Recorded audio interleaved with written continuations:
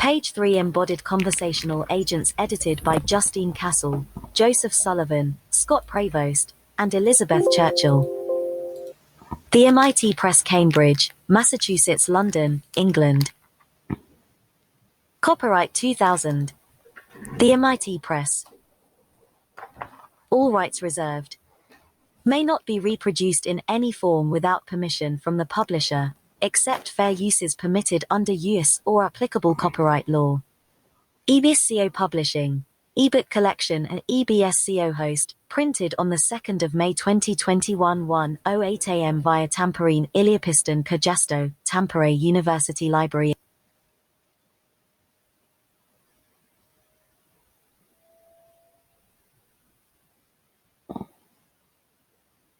EBSCO host, printed on the 2nd of May 2021 1:08 a.m. via Tamperine Iliapiston Kyrgyzsto, Tampere University Library. All use subject to https://www.ebsco.com/terms-of-use. Page 6 Contents I Introduction Justine Castle 1 Nudge Nudge Wink Wink Elements of Face-to-Face Conversation for Embodied Conversational Agents 1I Systems Justine Castle, Tim Bickmore, Lee Campbell, Hannes Wilhelmsen, and How Ya2 Human Conversation as a System Framework. Designing Embodied Conversational Agents 29. Elizabeth F. Churchill, Linda Cook, Peter Hodgson, Scott Prevost, and Joseph W. Sullivan 3. May I Help You? Designing Embodied Conversational Agent Allies 64. Jeff Rickle and W. Lewis Johnson for Task-Oriented Collaboration with Embodied Agents in Virtual Worlds 95 James C. Lester, Stuart G. Towns, Charles B. Calloway, Jennifer L.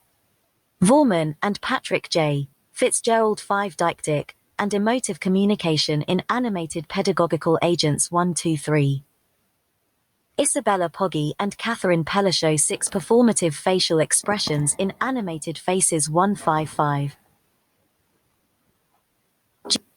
Jean Ball and Jack Breeze 7 Emotion and Personality in a Conversational Agent 189.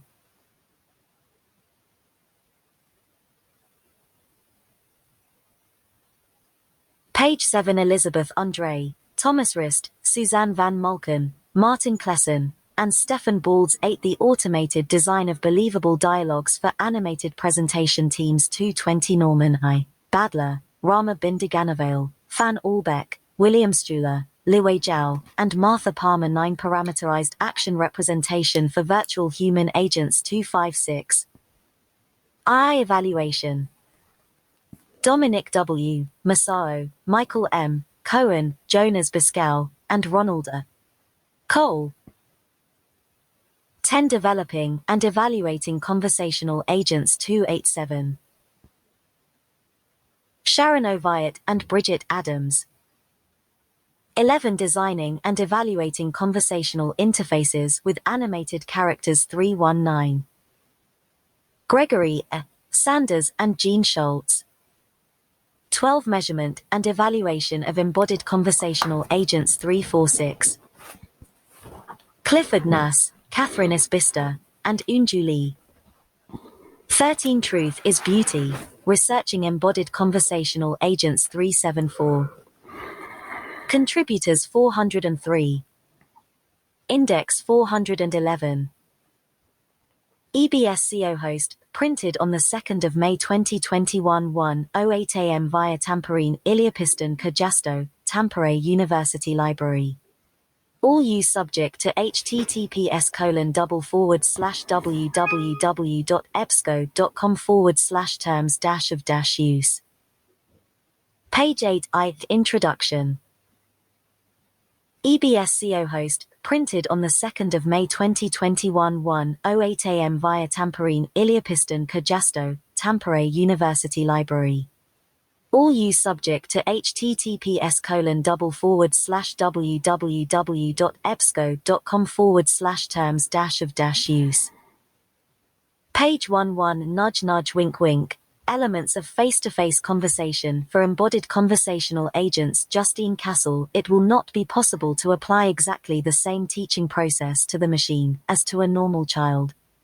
It will not, for instance, be provided with legs, so that it could not be asked to go out and fill the coal scuttle. Possibly it might not have eyes. But however well these deficiencies might be overcome by clever engineering, one could not send the creature to school without the other children making excessive fun of it. Alan Turing. Page 11. Nudge nudge wink wink. Elements of face-to-face conversation for embodied conversational agents. Justine Castle. It will not be possible to apply exactly the same teaching process to the machine as to a normal child. It will not, for instance, be provided with legs, so that it could not be asked to go out and fill the coal scuttle. Possibly it might not have eyes. But however well these deficiencies might be overcome by clever engineering, one could not send the creature to school without the other children making excessive fun of it. Alan Turing. Computing Machinery and Intelligence, 1950. The story of the automaton had struck deep root into their souls, and in fact, a pernicious mistrust of human figures in general had begun to creep in. Many lovers, to be quite convinced that they were not enamored of wooden dolls, would request their mistresses to sing and dance a little out of time, to embroider and knit, and play with their lapdogs, while listening to reading, etc., and above all, not merely to listen, but also sometimes to talk, in such a manner as presupposed actual thought and feeling. E.T. Hoffman, The Sandman, 1817.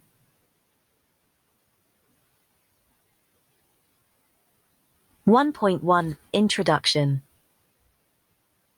Only humans communicate using language and carry on conversations with one another.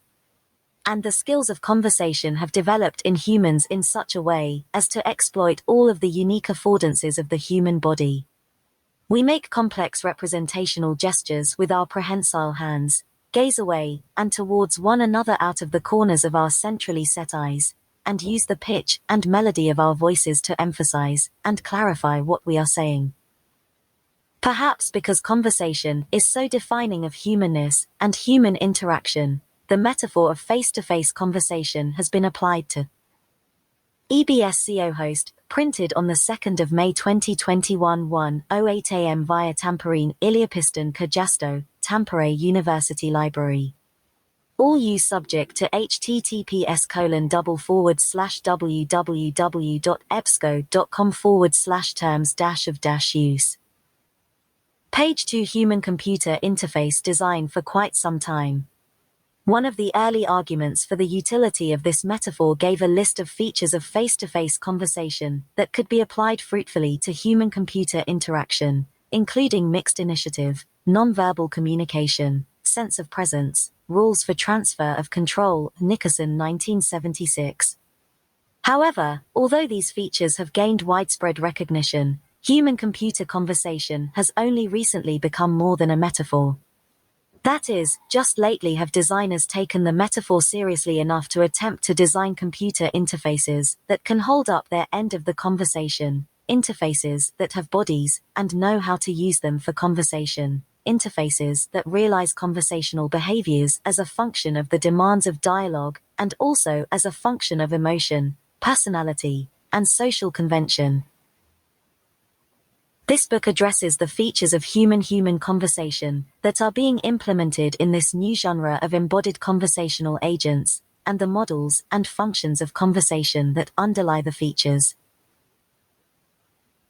One way to think about the problem that we face is to imagine that we succeed beyond our wildest dreams in building a computer that can carry on a face-to-face conversation with a human. Imagine, in fact, a face-to-face Turing test. That is, imagine a panel of judges challenged to determine which socialite was a real live young woman, and which was an automaton, as in Hoffman's The Sandman.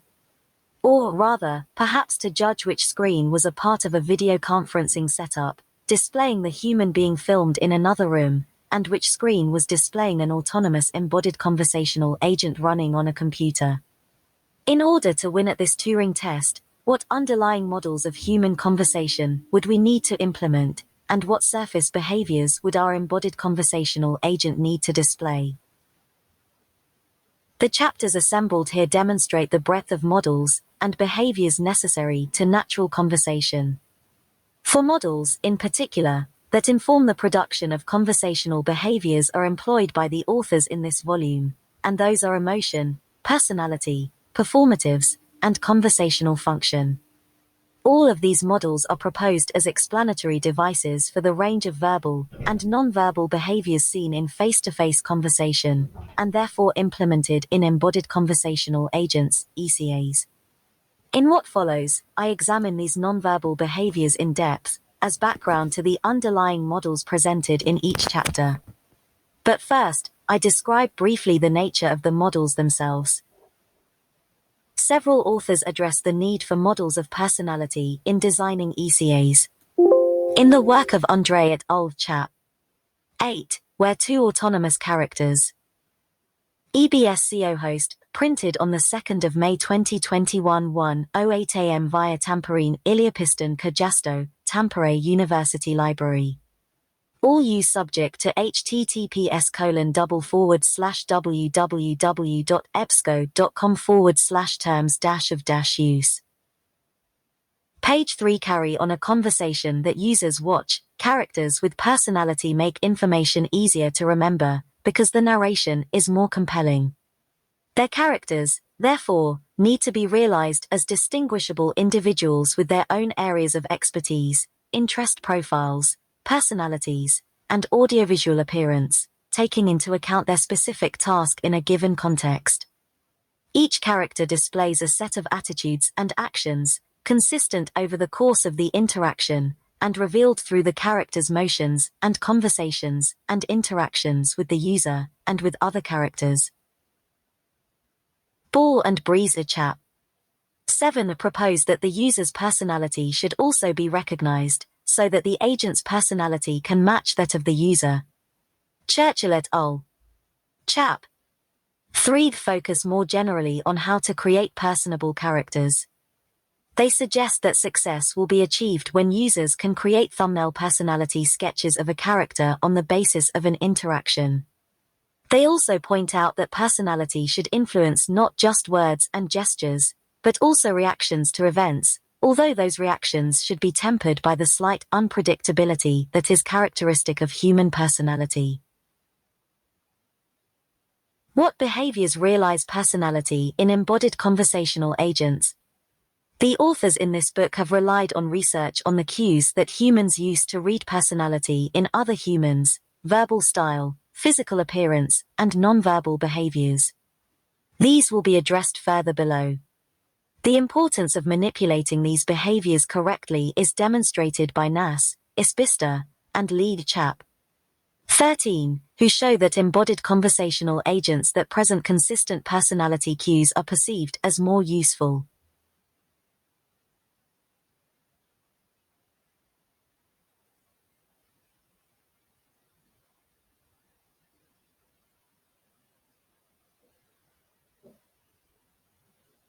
Ball and Breeze Chap. 7 describe not only generation of emotional responses in their ECA, but also recognition of emotions on the part of the human user, using a Bayesian network approach.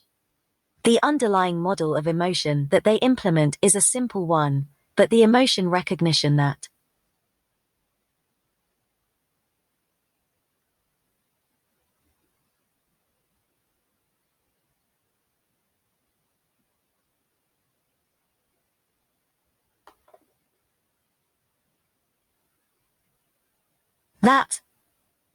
EBSCO host, printed on the 2nd of May 2021 1:08 am via Tamperine Iliapiston Kajasto, Tampere University Library. All use subject to https://www.ebsco.com/terms-of-use. Page 4. This model is capable of may be carried out strictly on the basis of observable features such as speech, gesture, and facial expression. Like Lester et al., Poggi and Pellishow Chap. 6. Generate communicative behaviors on the basis of speech acts. However, Pogge and Pellishow concentrate on one particular communicative behavior, facial expression, and one particular kind of speech act or performatives. Performatives are a key part of the communicative intent of a speaker, along with propositional and interactional acts. They can be defined as the reason the speaker is communicating a particular thing, what goal the speaker has in mind, and they include acts such as wishing, informing, threatening. Because Pogge and Pellishow generate facial expression directly from this aspect of communicative intention, they can be said to be engaging not in speech to text but, on the contrary, in meaning to face. Many of the authors in this volume discuss conversational function as separate from speech acts, emotion, and personality. Castle et al. Chap. 2 propose a model of conversational function. In general terms, all conversational behaviors in the FMEB conversational model must support conversational functions, and any conversational action in any modality may convey several communicative goals. In this framework, 4 features of conversation are proposed as key to the design of embodied conversational agents. The distinction between propositional and interactional functions of conversation. The use of several conversational modalities, such as speech, hand gestures, facial expression. The importance of timing among conversational behaviors, and the increasing cotemporality or synchrony among conversational participants. The distinction between conversational behaviors, such as eyebrow raises, and conversational functions, such as turn-taking. All of the models described so far are proposed as ways of predicting conversational behaviors and actions. That is, each model is a way of realizing a set of conversational surface behaviors in a principled way. In what follows, we turn to those conversational behaviors and actions. We concentrate on the nonverbal behaviors, which are what distinguish embodied conversational agents from more traditional dialogue systems, for a good overview of the issues concerning speech and intonation in conversational interfaces and dialogue systems. See Luperfoy NE. In particular, we focus here on hand gesture and facial displays and ignore other aspects of nonverbal behavior, such as posture, for example. EBSCO host, printed on the 2nd of May 2021 1:08 am via Tamperine Iliapiston Kajasto, Tampere University Library. All use subject to https://www.ebsco.com/terms-of-use. Page 5 1.2 Overview of nonverbal behaviors. What nonverbal behaviors, then, do we find in human-human conversation? Spontaneous, that is, unplanned, unself-conscious, gesture accompanies speech in most communicative situations, and in most cultures despite the common belief to the contrary. In Great Britain, for example, people even gesture while they are speaking on the telephone. A Rhyme 1982. We know that listeners attend to such gestures in face-to-face conversation, and that they use gesture in these situations to form a mental representation of the communicative intent of the speaker. Castle, McNeil, and McCullough 1999, as well as to follow the conversational process. Bavelas et al. 1995. In ECAs, then, gestures can be realized as a function of models of propositional and interactional content. Likewise, faces change expressions continuously, and many of these changes are synchronized to what is going on in concurrent conversation. C. Pellishow, Badler, and Steedman 1996. Pogge and Pellishow, Chap. 6. Facial displays are linked to all of the underlying models mentioned above and described in this book.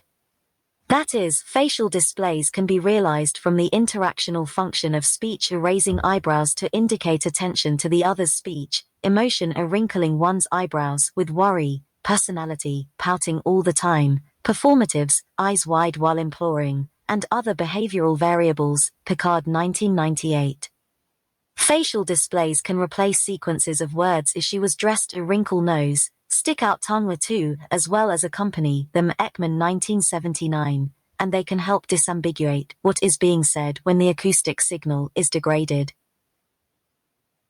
They do not occur randomly, but rather are synchronized to one's own speech or to the speech of others. Condon and Austin 1971. Kennon 1972. Eye gaze is also an important feature of nonverbal conversational behavior.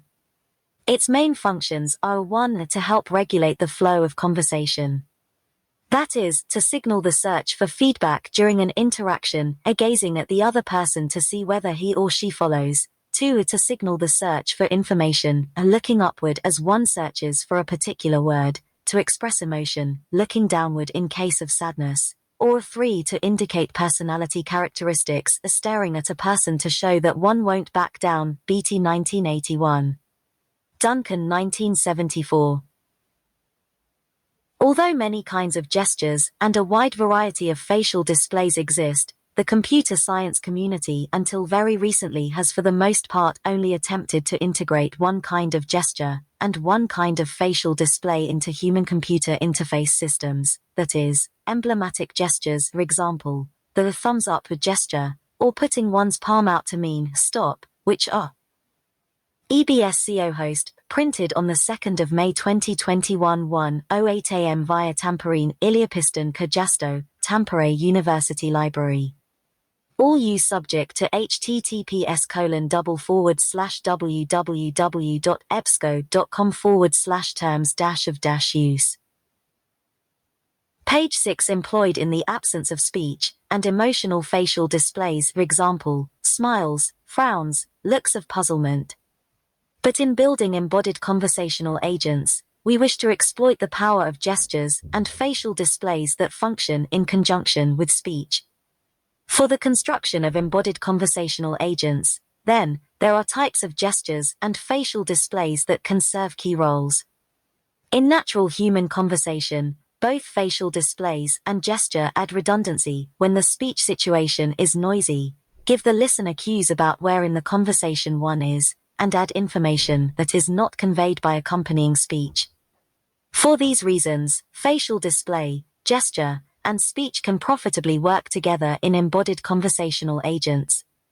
Thus, in the remainder of this chapter, I will introduce those nonverbal behaviors that are integrated with one another, with the underlying structure of discourse, and with models of emotion and personality. Let's look at how humans use their hands and faces. In Figure 1.1, Mike Hawley, one of my colleagues at the Media Lab, is shown giving a speech about the possibilities for communication among objects in the world. He is known to be a dynamic speaker, and we can trace that judgment to his animated facial displays and quick staccato gestures. As is his wont, in the picture, Mike's hands are in motion, and his face is lively. As is also his wont, Mike has no memory of having used his hands when giving this talk. For our purposes, it is important to note that Mike's hands are forming a square as he speaks of the mosaic tiles he is proposing to build. His mouth is open and smiling, and his eyebrows raise as he utters the stressed word in the current utterance. Mike's interlocutors are no more likely to remember his nonverbal behavior than he is. But they do register those behaviors at some level, and use them to form an opinion about what he said, as we will see below. Gestures and facial displays such as those demonstrated by Mike Hawley can be implemented in ECAs as well. Let's deconstruct exactly what people do with their hands and faces during dialogue, and how the respective functions of the three modalities are related. 1.3 Kinds of gesture. 1.3.1 Emblems. When we reflect on what kinds of gestures we have seen in our environment, we often come up with a type of gesture known as emblematic. These gestures are culturally specified in the sense that one single gesture may differ in inter.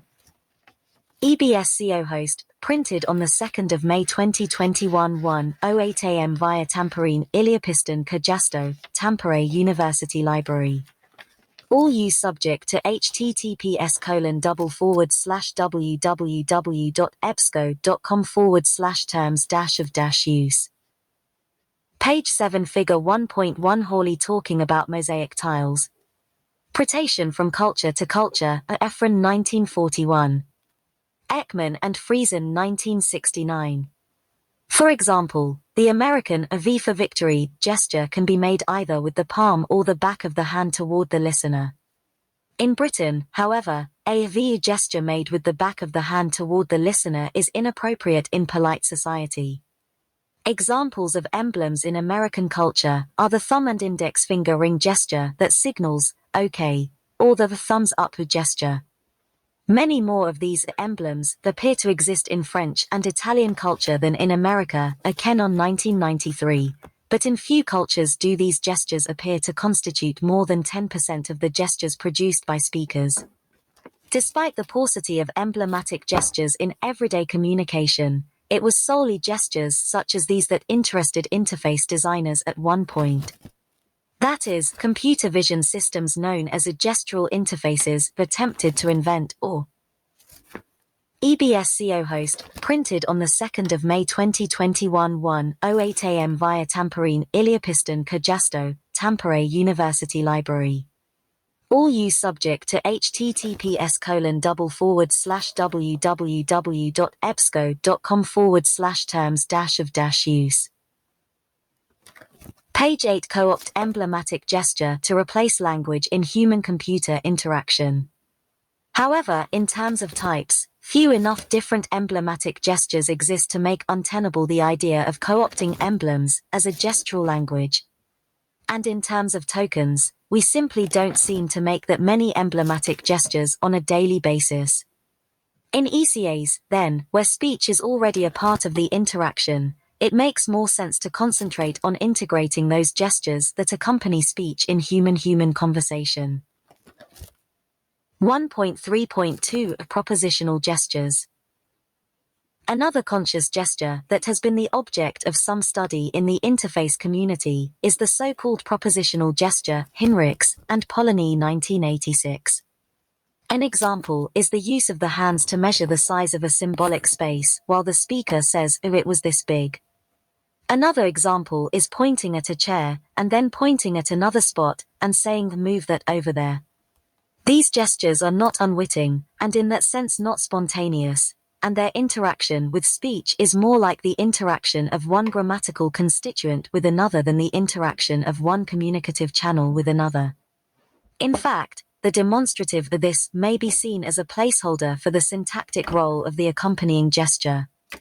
These gestures can be particularly important in certain types of task-oriented talk, as discussed in the well-known paper, Put That There, Voice and Gesture at the Graphics Interface, Bolt 1980. Gestures such as these are found notably in communicative situations where the physical world in which the conversation is taking place is also the topic of conversation. These gestures do not, however, make up the majority of gestures found in spontaneous conversation, and I believe that in part they have received the attention that they have because they are, once again, conscious, witting gestures available to our self-scrutiny. 1.3.3 Spontaneous gestures.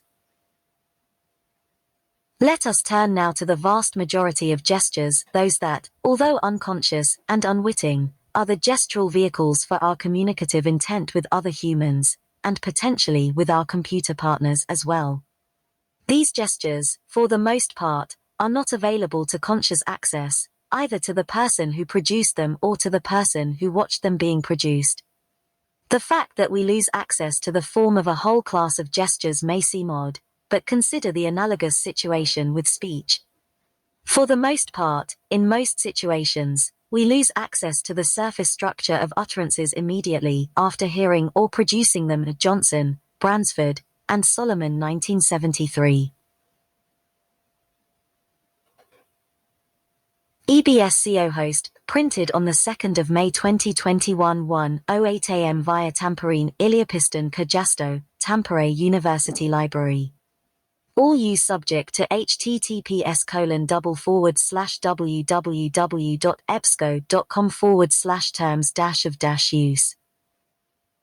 Page 9 That is, if listeners are asked whether they heard the word "a couch" or the word a sofa to refer to the same piece of furniture. Unless one of these words sounds odd to them, they probably will not be able to remember which they heard.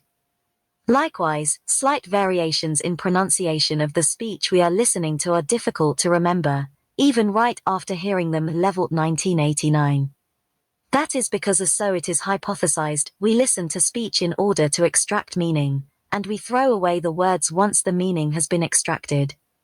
In the same way, we appear to lose access to the form of gestures Krauss, Moral Samuels, and Colasanti 1991, even though we attend to the information that they convey Castle, McNeil, and McCullough 1999.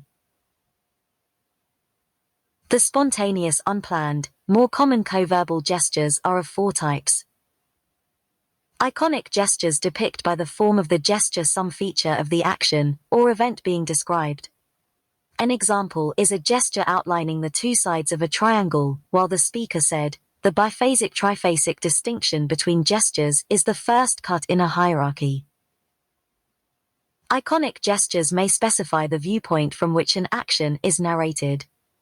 That is, gesture can demonstrate who narrators imagine themselves to be, and where they imagine themselves to stand at various points in the narration, when this is rarely conveyed in speech, and listeners can infer this viewpoint from the gestures they see. For example, a participant at a computer vision conference was describing to his neighbor a technique that his lab was employing. He said, and we use a wide field cam to do the body, while holding both hands open and bent at the wrists with his fingers pointed toward his own body, and the hands sweeping up and down. His gesture shows us the wide field cam doing the body and takes the perspective of somebody whose body is being done. Alternatively, he might have put both hands up to his eyes, pantomiming holding a camera and playing the part of the viewer rather than the viewed. Metaphoric gestures are also representational, but the concept they represent has no physical form. Instead, the form of the gesture comes from a common metaphor. An example is the gesture that a conference speaker made when he said, "We're continuing to expound on this," and made a rolling gesture with his hand, indicating ongoing process. Some common metaphoric gestures are the process metaphoric, just illustrated, and the conduit metaphoric, which objectifies the information. EBSCO host, printed on the 2nd of May 2021 1:08 am via Tamperine Iliopiston Kajasto, Tampere University Library. All use subject to https://www.ebsco.com/terms-of-use. Page 10 being conveyed, representing it as a concrete object that can be held between the hands and given to the listener. Conduit metaphorics commonly accompany new segments in communicative acts. An example is the box gesture that accompanies, in this next part of the talk I'm going to discuss new work on this topic. Metaphoric gestures of this sort contextualize communication, for example, by placing it in the larger context of social interaction. In this example, the speaker has prepared to give the next segment of discourse to the conference attendees. Another typical metaphoric gesture in academic contexts is the metaphoric pointing gesture that commonly associates features with people. For example, during a talk on spontaneous gesture in dialogue systems, I might point to Phil Cohen in the audience while saying, "I won't be talking today about the pen gesture." In this instance, I am associating Phil Cohen with his work on pen gestures.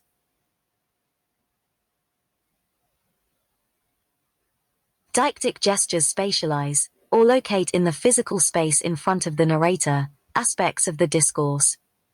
These can be discourse entities that have a physical existence, such as the overhead projector that I point to when I say "this doesn't work," or non-physical discourse entities. An example of the latter comes from an explanation of the accumulation of information during the course of a conversation. The speaker said, "We have an attentional space suspended between us, and we refer back to it." During the attentional space, he defined a big globe with his hands, and during a back to it, he pointed to where he had performed the previous gesture. Deictic gestures populate the space in between the speaker and listener with the discourse entities as they are introduced and continue to be referred to. Deictics do not have to be pointing index fingers. One can also use the whole hand to represent entities or ideas or events in space. In casual conversation, a speaker said, "When I was in a university, it was different, but now I'm in industry," while opening his palm left and then flipping it over toward the right. Deictics may function as an interactional cue, indexing which person in a room the speaker is addressing, or indexing some kind of agreement between the speaker and a listener. An example is the gesture commonly seen in classrooms accompanying a "yes, student X, you are exactly right," as the teacher points to a particular student. Beat gestures are small baton-like movements that do not change in form with the content of the accompanying speech. They serve a pragmatic function. EBSCO host, printed on the 2nd of May 2021 1:08 am via Tamperine Iliapiston Kajasto, Tampere University Library. All use subject to https://www.ebsco.com/terms-of-use. Page 11 occurring with comments on one's own linguistic contribution, speech repairs, and reported speech. Beat gestures may signal that information conveyed in accompanying speech does not advance the plot of the discourse, but rather is an evaluative or orienting comment. For example, the narrator of a home repair show described the content of the next part of the TV episode by saying, "I'm going to tell you how to use a caulking gun to prevent leakage through storm windows and wooden window ledges," and accompanied this speech with several beat gestures to indicate that the role of this part of the discourse was to indicate the relevance of what came next, as opposed to imparting new information in and of itself. Beat gestures may also serve to maintain conversation as dyadic, to check on the attention of the listener, and to ensure that the listener is following Abevelas et al. 1992. These gesture types may be produced in a different manner according to the emotional state of the speaker, Badler et al., Chap. 9. Elliott 1997. Or they may differ as a function of personality, Andre et al., Chap. 8. Churchill et al., Chap. 3. Nas, Isbister, and Lee, Chap. 13. Their content, however, is predicted by the communicative goals of the speaker, both propositional and interactional. Castle et al., Chap. 2. The fact that they convey information that is not conveyed by speech, and that they convey it in a certain manner, gives the impression of cognitive activity over and above that required for the production of speech. That is, they give the impression of a mind, and therefore, when produced by embodied conversational agents, they may enhance the believability of the interactive system. But exploiting this property in the construction of ECAs requires an understanding of the integration of gesture with speech. This is what we turn to next.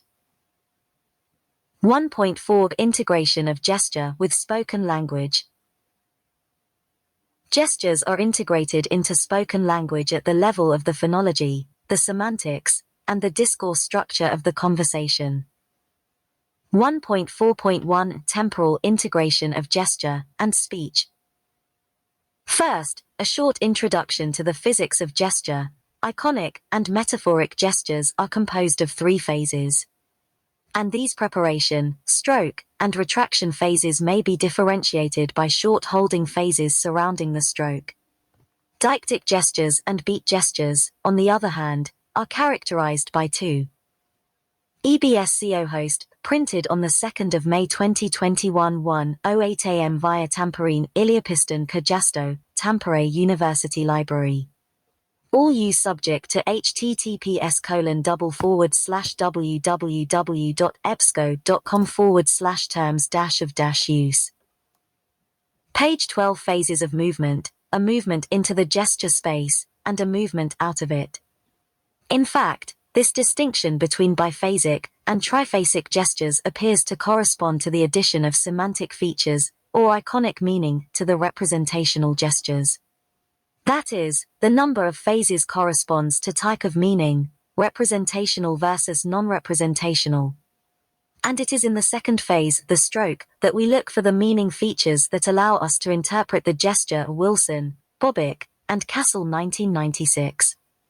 At the level of the word, in both types of gestures, individual gestures and words are synchronized in time so that the stroke, most energetic part of the gesture, occurs either with or just before the intonationally most prominent syllable of the accompanying speech segment. Kennon 1980. McNeil 1992.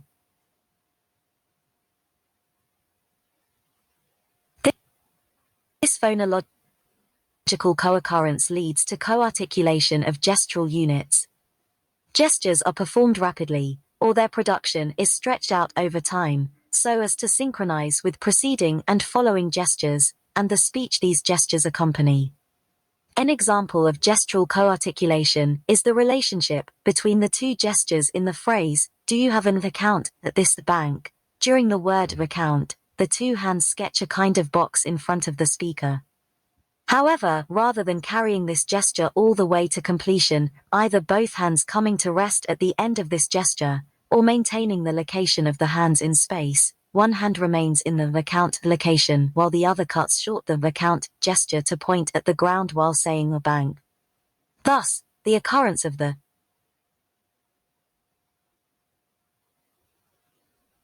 word bank, with its accompanying gesture, affected the occurrence of the gesture that accompanied recount. This issue of timing is a difficult one to resolve in ECAs, as discussed by Lester et al. Chap. 5, Rickle and Johnson Chap. 4, and Castle et al. Chap. 2. At the level of the turn, the hands being in motion is one of the most robust cues to turn, taking a Castle et al. Chap. 2. Duncan 1974. Speakers bring their hands into gesture space as they think about taking the turn, and at the end of a turn the hands of the speaker come to rest, before the next speaker begins to talk. Temporal integration, then, is key to the interpretation of gesture in the context of speech. Gestures that are mistimed will lead listeners in human conversation to misinterpret who has the turn, and or what is intended to be said. Timing is just as important to ECAs, and the issue of how to time graphical to speech output is a difficult one. 1.4.2 Semantic integration. Speech and the nonverbal behaviors that accompany it are sometimes redundant, and sometimes they present complementary, but non-overlapping information. This complementarity can be seen at several levels. EBSCO host, printed on the 2nd of May 2021 1:08 am via Tamperine, Iliopiston Kajasto, Tampere University Library. All use subject to https://www.ebsco.com/terms-of-use. Page 13. In the previous section, I wrote that gesture is cotemporaneous with the linguistic segment it most closely resembles in meaning. But what meanings does gesture convey, and what is the relationship between the respective meanings of gesture and of speech? Gesture can convey redundant or complementary meanings to those in speech. In normal adults, gesture is almost never contradictory to what is conveyed in speech. Politicians may be a notable exception, if one considers them normal adults. At the semantic level, this means that the semantic features that make up a concept may be distributed across speech and gesture. As an example, take the semantic features of manner of motion verbs. These verbs, such as a walk, run, and drive, can be seen as being made up of the meaning go, plus the meanings of how one got there: walking, running, driving. The verbs a walking and a running can be distinguished by way of the speed with which one got there. And the verb arrive can be distinguished from a go by whether one achieved the goal of getting there, and so on. These meanings are semantic features that are added together in the representation of a word. Thus, I may say he drove to the conference, or he went to the conference, plus drive gesture.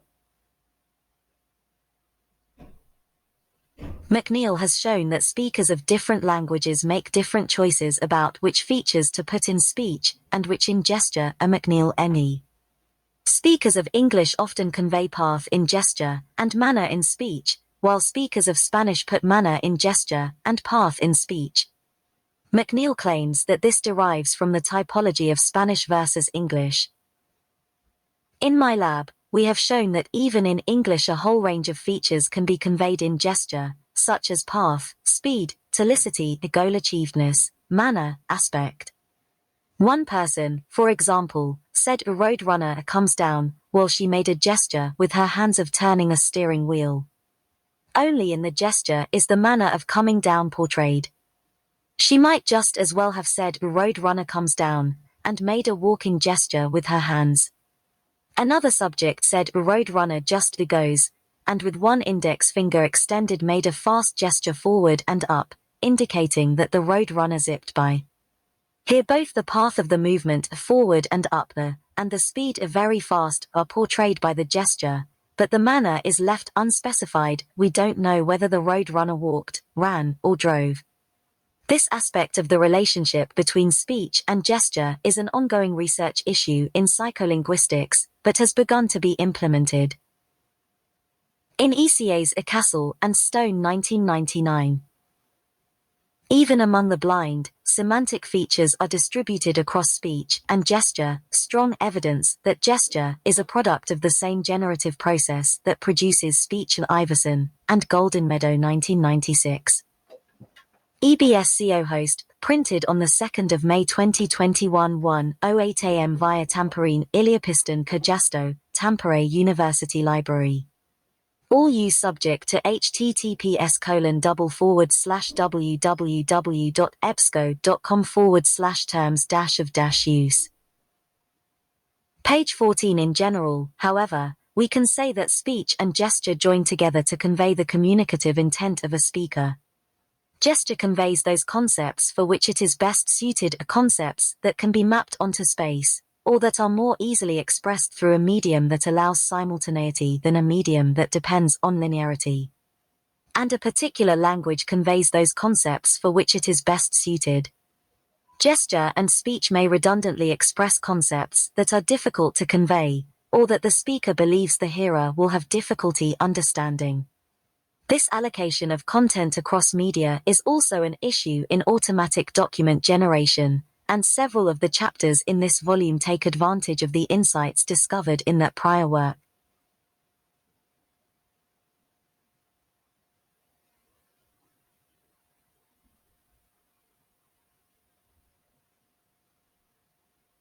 (1.4.3) Discourse integration.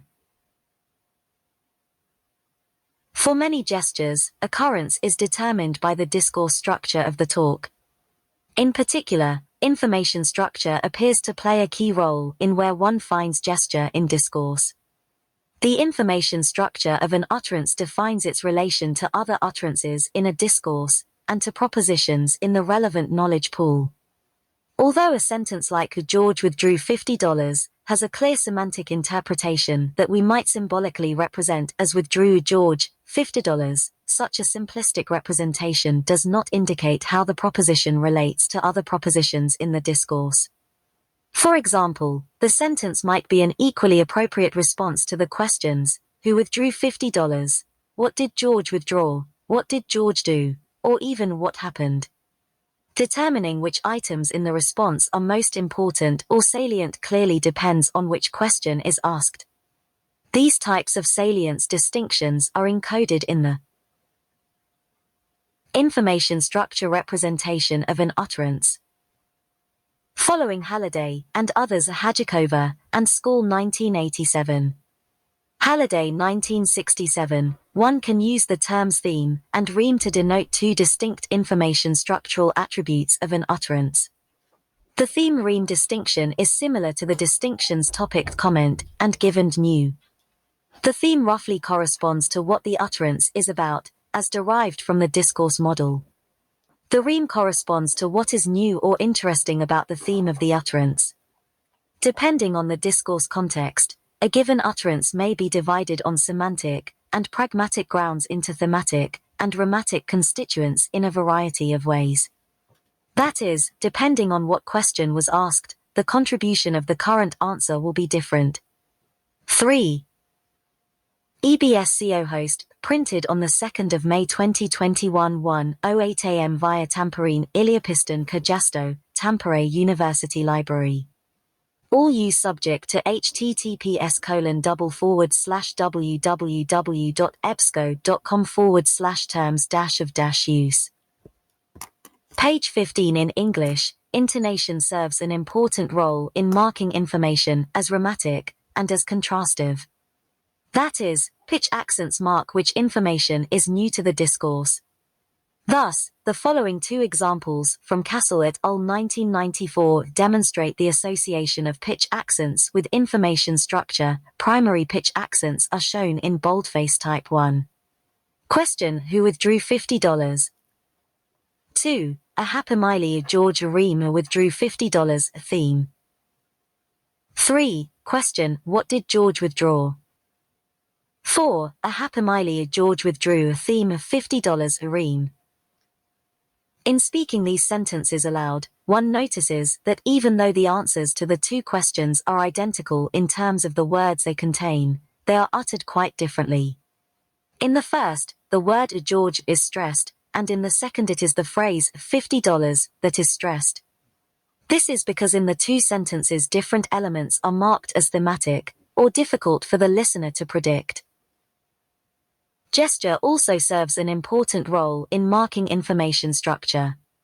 When gestures are found in an utterance, the vast majority of them co-occur with the rhammatic elements of that utterance, Castle, and Prevost NE. In this sense, intonation and gesture serve similar roles in the discourse. Intonational contours also time the occurrence of gesture, a Castle, and Prevost NE. Thus, the distribution of gestural units in the stream of speech is similar to the distribution of intonational units, in the following ways. First, gestural domains are isomorphic with intonational domains. The speaker's hands rise into space with the beginning of the intonational rise at the beginning of an utterance, and the hands fall at the end of the utterance along with the final intonational marking. Second, the most effortful part of the gesture, the stroke, co-occurs with the pitch accent, or most effortful part of enunciation. Third, gestures co-occur with the rhammatic part of speech, just as we find particular intonational tunes co-occurring with the thematic part of speech. We hypothesize that this is so because the rime is that part of speech that contributes most to the ongoing discourse, and that is least known to the listen. EBSCO host, printed on the 2nd of May 2021 1:08 am via Tamperine Iliapiston Kajasto, Tampere University Library. All use subject to https://www.ebsco.com/terms-of-use.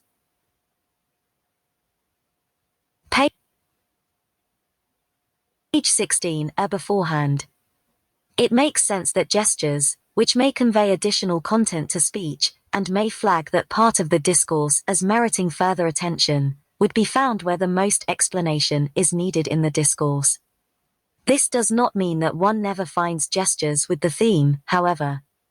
Some themes are contrastive, marking the contrast between one theme and another. An example is in the cartoon you see a manhole cover. And then the rock falls down on that manhole cover.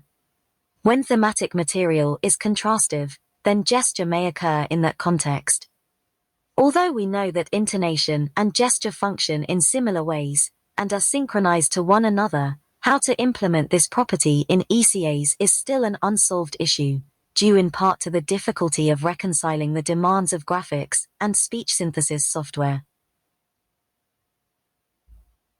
In some, then, gestures of four types co-occur with speech in particular rule-governed ways.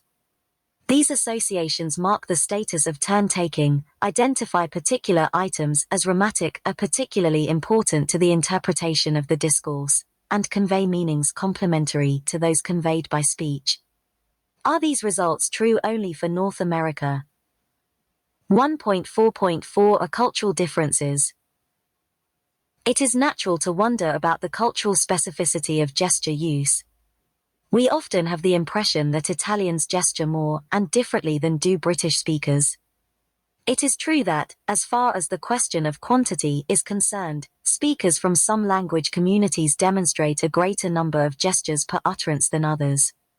This phenomenon appears to be linked to the fact that some cultures may embrace the use of gesture more than others. Many segments of British society believe that gesturing is inappropriate, and therefore children are encouraged to not use their hands when they speak. But the effect of these beliefs and constraints about gesture is not as strong as one might think. In my experience videotaping people carrying on conversations and telling stories, many speakers claim that they never use their hands. These speakers are then surprised to watch themselves on video, where they can be seen gesturing. In fact, every speaker of every language that I have seen videotaped of French, Spanish, Italian, Tagalog, Soviet Georgian, Chinese, Japanese, to name a few, has gestured. That is, all except for one American man who made one single gesture during his entire 20-minute narration, a gesture that he himself aborted by grabbing the gesturing hand with the other hand and forcefully bringing it down to his lap. EBS-CO host, printed on the 2nd of May 2021 1:08 am via Tamperine Iliapiston Kajasto, Tampere University Library. All use subject to https://www.ebsco.com/terms-of-use. Page 17. As far as the nature of gesture is concerned, as mentioned above, emblems do vary widely from language community to language community. Americans make a V for victory, with their palm oriented either out toward the listener or toward themselves. For British speakers, the V for victory, with the palm oriented toward the self, is exceedingly rude. Italian speakers demonstrate a wide variety of emblematic gestures that can carry meaning in the absence of speech, while both American and English speakers have access to a limited number of such gestures. But remember that emblematic gestures still make up less than 20% of the gestures found in everyday conversation. The 4 types of spontaneous gestures described, however, appear universal. Interestingly, and perhaps not surprisingly, the form of metaphoric gestures appears to differ from language community to language community. Conduit metaphoric gestures are not found in narrations in all languages. Neither Chinese nor Swahili narrators use them, for example, a McNeil 1992. These narratives do contain abundant metaphoric gestures of other kinds, but do not depict abstract ideas as bounded containers. The metaphoric use of space, however, appears in all narratives collected, regardless of the language spoken. Thus, apart from emblematic gestures, the use of gesture appears to be more universal than particular. Nevertheless, the ways in which hand gestures and other nonverbal behaviors are produced do certainly differ from culture to culture. And, as Nass, Isbister, and Lee Chap 13 show, cultural identification in ECAs is important to users' estimation of their abilities. This topic remains, then, an important one for future research.